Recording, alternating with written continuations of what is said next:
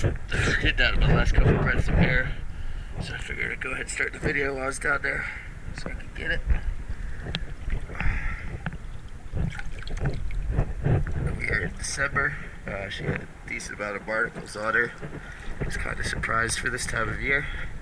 I'm not sure if this is regularly maintained monthly or bi-monthly, but I do recommend servicing monthly. The sinks look okay for now. We might need some hole spray for this. I can work on that a little more.